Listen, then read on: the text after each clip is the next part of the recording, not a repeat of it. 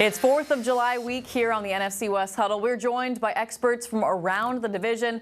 We're talking red, white, and blue, but also action green, wolf gray, and gold when you add it all up. I'm Alyssa Charleston-Smith in Seattle, joined by Robbie Baker in Phoenix, Keyshawn Ward in San Francisco. And my, oh my, we've got a guest from Los Angeles, our newest guest. We are so excited to bring on the show frequently. Ryan Dyrud, the CEO and founder of Los Angeles Fanbase Network, or at LAFB Network on X.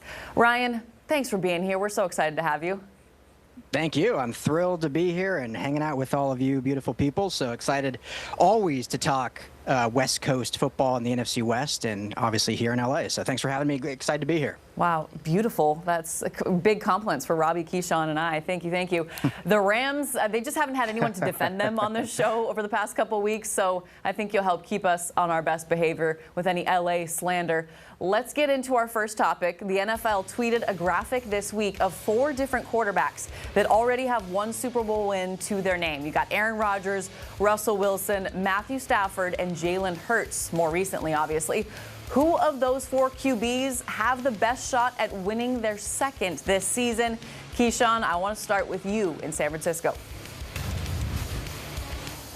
Alyssa, I'm going to go with Matt Stafford. I truly believe that Los Angeles Rams team that lost to the Eagles in the playoffs last year, they're a one drive away. If they were playing SoFi Stadium, maybe the circumstance a little bit different because, Matthew Stafford's throwing that bad weather, the snow coming down, it was hard for him to push the ball down the field. So I think that if they're indoors, could be a different outcome. Who knows? And I think that if they had won that game, they'd have beat the Commanders and then beat the Chiefs. But, if it was a fifth, we all be drunk, as they all say. So I got to say, I think Matt Stafford is probably most likely to win a Super Bowl next year because compared to Aaron Rodgers and Russell Wilson, I believe those 2 quarterbacks, they're more closer to being on decline, being washed, to be honest, because, Aaron Rodgers and the Steelers, they got all those, big names this offseason so far, but I don't know if those players will really move the needle to get him back to a Super Bowl. I mean, he hasn't been there in, 15 years or more, and then Russell Wilson, he might be benched by week 6. I truly think that the Giants, they have a tough start in the season. They're going to probably be 0-5,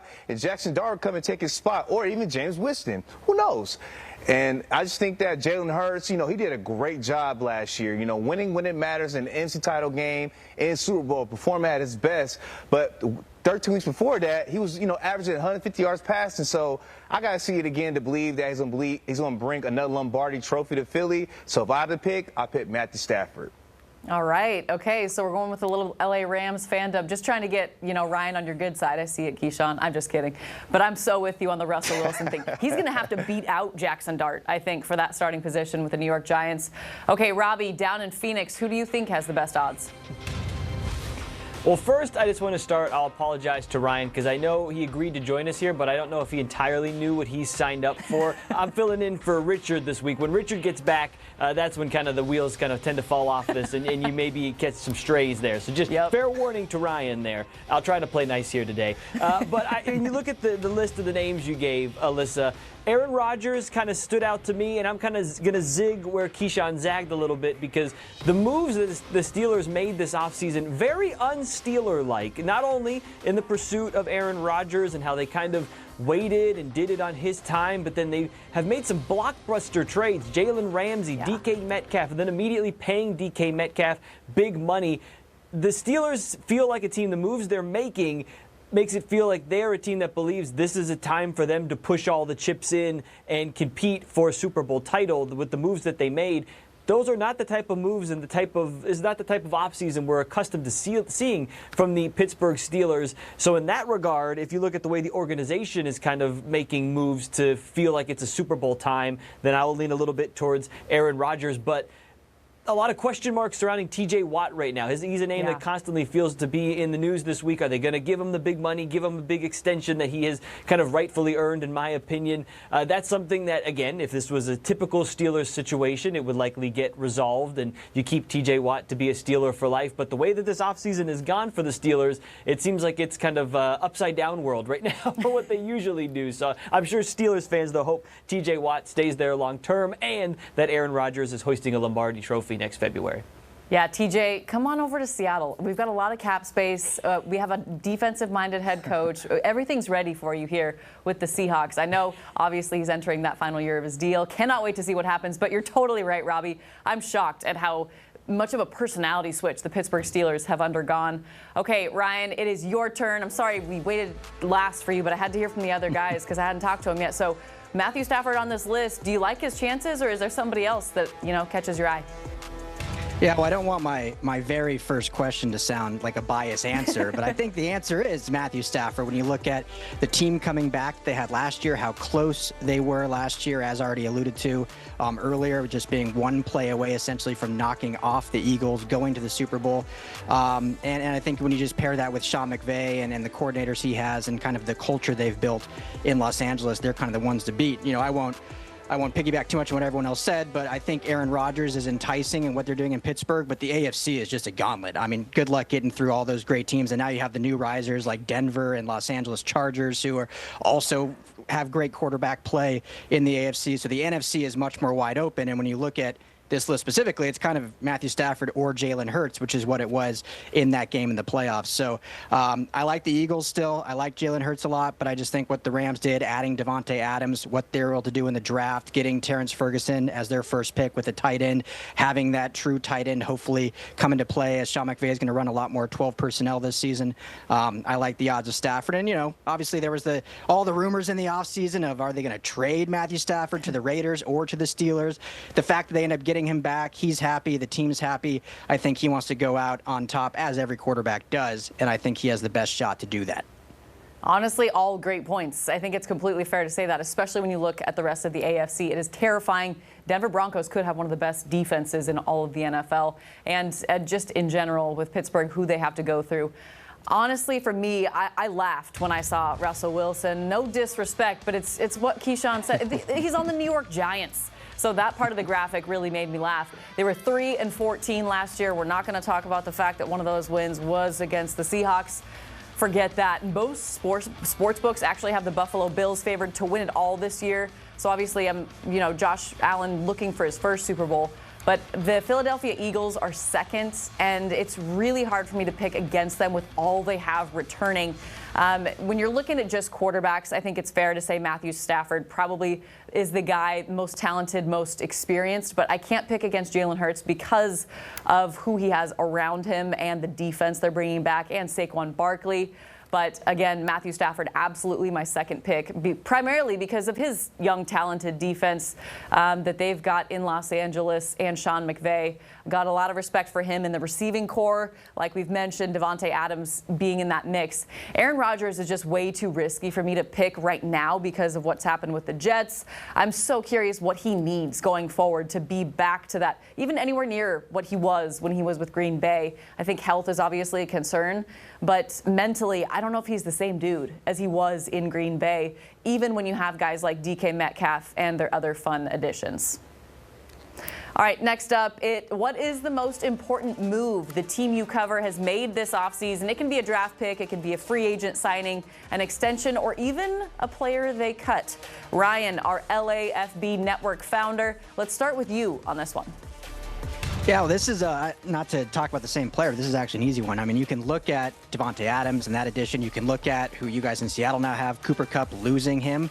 But in reality, it all comes down to Matthew Stafford, and he was at one point looking like going to be gone from this organization. There was real fire behind the smoke of him potentially getting traded to either the Vegas Raiders or to the Pittsburgh Steelers. At the Combine, the conversations were very real.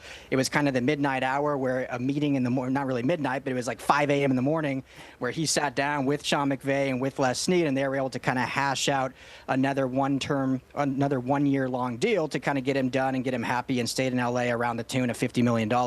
He left money on the table to stay in L.A. versus a trade, whereas the other teams were going to be offering more, the Giants, another team who I didn't mention. But that has to be the most important move because he's the one that gives them the best shot at anything. You got to have the quarterback ready to go. And if you look at the Rams roster and you look at the way they've done things since Stafford's been here, they have no contingency plan for a backup quarterback. I mean, Jimmy Garoppolo is there, obviously back on a one-year deal. Stetson Bennett, who they drafted out of Georgia in the 4th round, is their third-string guy who really hasn't shown much in preseason. So without Stafford, they would be pretty sunk and most likely an under 500 team. So it all points to getting him back was absolutely the most important move they had to get done, and they did get done. Yeah, the quarterback stirs the drink. And, of course, like classic football guys, let's just meet at 5 a.m. to, work this thing out. That's very, very football-oriented. Okay, Robbie, what about with the Cardinals? What was the most important move of the offseason so far? Well, similar to what Ryan said about the quarterback kind of being the most important position to get solidified, the Cardinals had that in Kyler Murray already. What they needed was a guy to get after the quarterback, and they did that bringing in Josh Sweat from the champion Eagles in the offseason, with arguably one of, if not the biggest fish in free agency. The Cardinals were able to reel him in, and that kind of transforms the pass rush, and they were able to bring in some other guys like Dalvin Tomlinson and Calais Campbell in free agency and kind of round out that pass rushing group and solidify the defensive front. But just when you add a player like Sweat to that defensive front, it gives Nick Rallis kind of immeasurable amount of things he can do now with his ability to just have a guy that, okay, Josh, you go get the quarterback, because they didn't have that the last couple of years here. And Nick Rallis did a great job with this defense, being able to scheme up things and basically manufacture a pass rush with what he had. But now he has a guy on the outside that's what he does. He sacks the quarterback, he gets in the backfield, and he wreaks havoc. So that's probably the biggest move. If that's 1A, 1B for me was the extension for Trey McBride as well, because Trey McBride and Kyler Murray have really created a bond, especially in the last year and change. And to have perhaps the best tight end in football, if you look at how much he's being paid now, one of the top 2 or 3 for sure, to have that guy locked up long term to pair with Kyler Murray as kind of his safety blanket and perhaps his favorite wide receiver going into the season as well. If you look at the way they paired up in the last couple seasons, that was big as well for this front office to get that done and also show that, hey, this was a guy we drafted, this is a guy we've developed, and now we're making the commitment to keeping him here long term. Man, tight end I swear, has just helped up these contracts for the tight ends in general. It is really impressive, and obviously nobody looking forward to facing Kyler Murray or Trey McBride this season. Okay, Keyshawn, a bunch of moves by the San Francisco 49ers this offseason. What do you view as the most important by the 49ers? When they brought back Robert Saleh, I mean, this defense the past couple of years has been missing identity. When Saleh was running the Niners defense, they were top 5 in the entire league from 2019 to 2020. Now, granted, DeMeco Ryans, before he took the Texans job, he did a great job, but it just seemed like the Niners been playing musical chairs when they had 3 defensive coordinators after Saleh's departure to the New York Jets. But Saleh, he's already had his hands on to this defense by this past draft. Majority of the draft picks are defensive players. So clearly the Niners, they have faith that Saleh will pick the right guys to groom them and possibly get them back to a top 5 defense. And they have the stars that's already in it. You obviously have Fred Warner, Nick Bosa, Deommodore Lenoir, the safeties. And then Saleh even brought a guy that's reproductive for him in New York with Bryce Huff, who had double-digit sacks for him 2 years ago. So I think that the addition to having Saleh back calling that defense was to put the Niners, one of the best defenses, back into NFL this upcoming season. That is such a good pick. I know up here in Seattle, when I saw that come through the news, I was like, no way, he's coming back. I mean, he's been such a headache for the NFC West. But we've got some good defenses across the NFC West, no doubt, especially youth-wise. For the Seahawks, the most newsy topic is they officially signed Shaquille Griffin this week. So that's more recent. Seattle loves him as he started his career here. But that's not my choice. Easy to say the most significant moves are trading away Geno Smith and receiver DK Metcalf, but I'm not quite willing to say those moves directly benefit the Hawks just yet. I'm not trying to make headlines right now. I'm going with their first-round draft pick, Gray Zabel, because of everything it means to Seahawks fans. He was exactly the pick 12s wanted John Schneider to choose, so he was the guy that nobody thought John Schneider was going to choose because he always zigs when people zag. This fan base has begged for more offensive line help, and the fact that he actually chose Zabel, who was actually mocked to the Seahawks in multiple drafts, was just so surprising in the best way at 18 overall out of North Dakota State. State, but obviously he was a guy that received a ton of different NIL offers from the big guys like Ohio State and other schools heading into his final years because he was so good there. He will be the starting left guard this year, in my opinion, and in the future. My second place answer is re-signing linebacker Ernest Jones before he became a free agent to a 3-year deal. He's a major reason why the Seahawks defense ended up finishing top 10 in DVOA. He turned their run defense around when it was putrid after Seattle traded for him in Week 7 last year. He is your green dot of the future, and he's a great interview. I think you guys all get how important good interviews are, so we are very thankful for that. Time now for some fantasizing on the NFC West Huddle. The Miami Dolphins somehow convinced tight end Darren Waller to come out of retirement this week, and they completed the trade with the New York Giants to acquire him. So I'm asking each of you, if you could convince one player who was retired within the last 5 years to put on the team you cover, who would it be and why? I'm sure you guys are all excited to go first, but I'm actually going to be selfish and answer this one first for myself. No surprise, I'm about to shock the world and bring Aaron Donald out of retirement, bring him to Seattle. I'm sorry, Ryan. He's ours now. You can't have him. The future Hall of Famer obviously retired in 2024. I know he only really played for one defensive-minded head coach in Jeff Fisher before he was fired. Fisher was. So I'm so curious what Mike McDonald could do with Aaron Donald. Imagining him and Leonard Williams on the same defensive line is enough to make anyone drool. And the Seahawks defense would be so good. It would hardly even matter what Sam Darnold is cooking up on offense. And we would never have time for Richard Sines to make fun of Sam Darnold as a quarterback for the Seahawks. Aaron Donald still haunts quarterbacks in their dream. He's my obvious choice because he instantly limits what your opponent can do with their quarterback. I almost went with Jason Kelce as a practical pick because the Seahawks have needed a quality center for, eternity. But I think he also has a lot going on preparing to become Taylor Swift's brother-in-law. That's my answer. And next, I'm going to Keyshawn Ward because I was told by Aaron Levine that you've actually had a week to research Taylor Swift songs and tell us your favorites. So did you do your homework?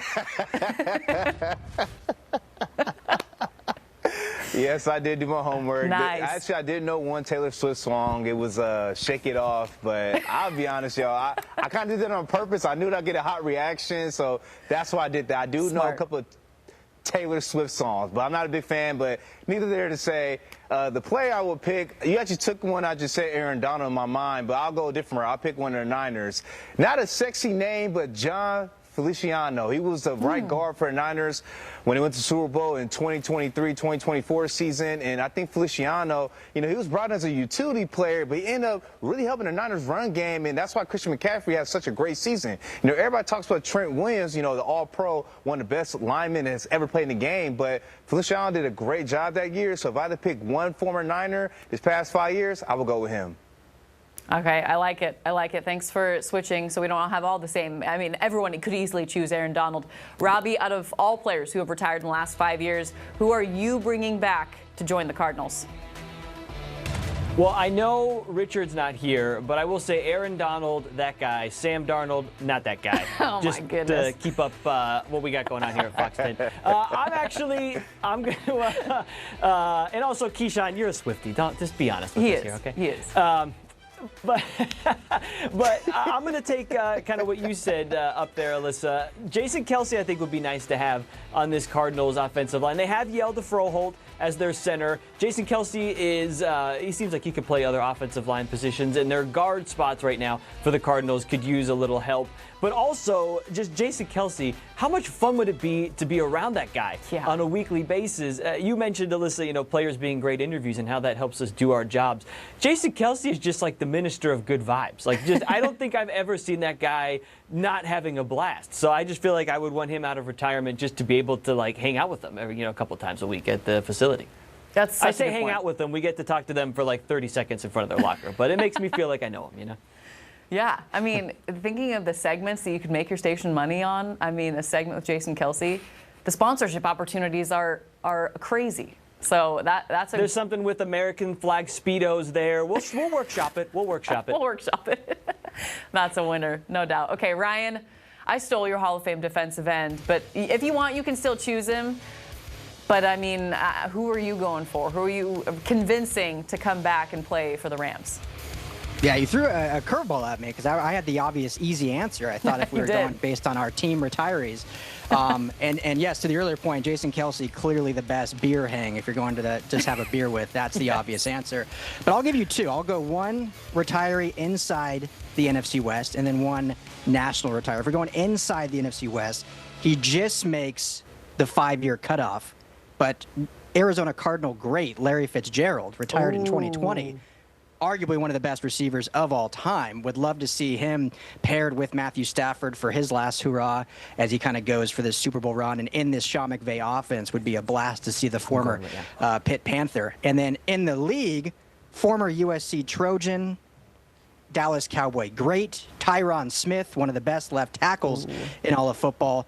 The Rams, Rob Havenstein's getting up in their years. He's at right tackle now. They just extended Alaric Jackson to be their left tackle, but he unfortunately is dealing again with blood clots. Obviously wish nothing but the best just for his health. But if you can get a guy like Tyron Smith to be your 14, 15-year, however many years he played, anchor at left tackle, that's a win. So one of those two guys, I think you can't go wrong with either one. There's a lot of greats that have retired, but that's the direction I think I'd go. Yeah, no doubt. I like both of those a lot. And I did mean like all of NFL, so I'm glad that you went with a former Cowboy. And honestly, I thought somebody was going to take Tom Brady. Obviously, I wouldn't because we've got Sam Darnold, so why would I ever take Tom Brady? Watch the Sam Darnold slander, all right? He's a former Trojan great, too. Tom Brady could be the quarterback of the Seahawks, and it's just what Richard and I are going to do. It's just kind of perpetuated itself here. You would. Same thing with Geno Smith. It just never gets old, but it does. It does. All right, for our fourth topic, I'm curious where your trust issues lie. What part of the team that you cover do you trust the least? Whether it's leadership, front office, cornerbacks, anything is on the table. Ryan, let's go back to you and the Rams. Yeah, well, you listed one of them, and as covering the team and for the fan base, this has been a frustrating one, and it is the cornerback room. They obviously, traded Jalen Ramsey away. He was kind of available again to be traded for. There was a lot of talk of maybe that happening. He ends up going to Pittsburgh. They did not draft or sign an undrafted free agent cornerback at all in this draft. So they're running it back with Kelce Witherspoon, who they signed again to a 1-year deal. They've got Darius Williams, who, is a serviceable guy, but certainly not a cornerback one. And then some other guys that they've drafted late, and they signed last year midseason Emmanuel Forbes, former first-round pick, known in L.A. as the Slim Reaper because he weighs about 135 pounds. But they like him a lot. They seem to feel good about that cornerback room. But from the outside looking in, definitely a lot to be desired, and certainly a position group that you thought they would have at least addressed in the draft, if not free agency, but they didn't do it with anyone. So I guess they're happy with what they got, but we have to see it play out. Interesting. Yeah, we had our time with Kelce Witherspoon up here, and we've got a different Witherspoon now who is, potentially all pro very soon. Yeah. And I did put cornerbacks in there because I was kind of like, that was my first dig at Los Angeles. The first kind of throw, little diss I'll throw your way. But you caught right onto it, and I'm interested. That's why we need LA representation to hear what actually is the truth. Okay, Keyshawn, San Francisco, what are your trust issues when it comes to that organization right now? Alyssa, oh my God, the Niners front office. We go through this every year when it comes to free agency. I go on Twitter, X, whatever you want to call it today. They always go, oh my God, they might get Devontae Adams. Oh my God, they might get Jair Alexander. Oh my God, they might get Jalen Ramsey. You know what happens? Nothing ever happens. The Niners always just miss out on this big splash free agent to come through the organization. I don't know why. This happens all the time, but I can't do nothing but respect it because John Lynch, he's been a winner with the Niners. I mean, they haven't won a Super Bowl, but he's been getting them to a long playoff run. So I can't do nothing but respect it. They want to grow within and groom their talent, so I can't do nothing but respect that. But I just wish one day they could bring in one-star free agent to the team. Man, I get that with the Seattle Mariners. We're saying the same thing every single year for about 25 years now. But it is a good point. And Seahawks fans sure love it. So keep doing what you're doing, John Lynch. I am curious, Robbie, in Phoenix, what about the Cardinals? Do you not trust right now? I will say I'll start with what I do trust, because I know when you sent the questions out, you had food on there as something that maybe Yes. suspect was, the media meal. I got to give a shout out to the Cardinals. like solid A when it comes to the food, and a good dessert bar as well. And then at halftime, you get a nice ice cream bar or popcorn situation. If you want to, pig out, you can cover a Cardinals game. So I'll give them the props for that. In terms of what I don't trust, this is not Cardinal slander. This is probably league-wide. Any team is probably in the same situation. But when it comes to viewing practice, and there's certain windows that we are allowed to watch, as with any team, they're all kind of the same windows. And I'm sure you guys have had this too. You basically get to watch stretching, and really gets very hard to get an idea of who's available on any week, who is actually injured. And then I'm sure you guys have had this too, where there's the injury report, and throughout the week there's a couple guys that have Veterans Day off here or whatever, and by the end of the week everyone's good. And then there's the flip side of it where you get to game day and you're like, wait a minute, this person's inactive? What's going on? So that's not a Cardinals thing. That's league-wide. That's some gamesmanship. That's how the game is played. But if there was one area that I wish that we could have more transparency, let's just say league-wide. Roger Goodell, if you're listening, let us watch practice. Let us watch them toss the pigskin around. What's the worst that could happen here? Yes, times 10. I know he's listening. Roger Goodell, definitely frequent viewer of the NFC West Huddle here. No doubt about it. He's our #1 fan. Gotta be. I'm so with you on that, though, especially for our poor photographers who are trying to get certain players and they don't even come out during the stretching periods. So I'm so with you. When it comes to the Seattle Seahawks, also very good media food. So like Robbie, I will say the same thing. Phenomenal buffet, dessert, all the things with the Seahawks. I've got trust issues with the offensive line coaches. It may be unfair this year because they're brand new. Clint Kubiak is offensive coordinator. He's got his guy, John Benton, who will be in charge of the offensive line this year. What I like is that Benton actually has experience, way more experience than who the Seahawks had last year in Scott Huff. Nothing against him, but it was his first year in the NFL. His OC, Ryan Grubb, also his first year in the NFL. Both of those guys were phenomenal with the Washington Huskies at the college level. Totally different. We all know the Seahawks' weakest unit for several years now has been up front on offense in the trenches. But they've actually spent more draft picks on offensive linemen over the past 4 years than any other team in the NFL, with 10 total picks. And now you've got Gray's able, 2 of them in the top 18 with Charles Krause, who was #9 overall. It's time we put some of the onus on the coaching staff and developing all of those young guys here in Seattle. It can't just be about free agents. You've had so many opportunities with centers, with right guards, with left guards.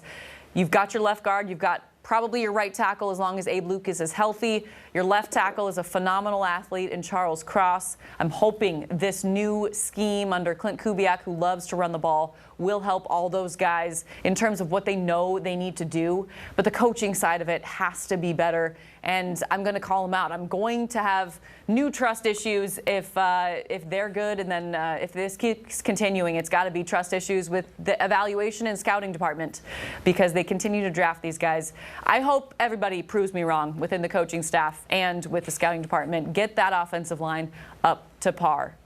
All right, that's going to do it for us. For Keyshawn Ward in San Francisco, Robbie Baker in Phoenix, and Ryan Dyrud in Los Angeles of the great LAFB Network. Follow them on X at LAFB Network. I'm Alyssa Charleston-Smith in Seattle. Thanks for joining us, and have a safe Independence weekend.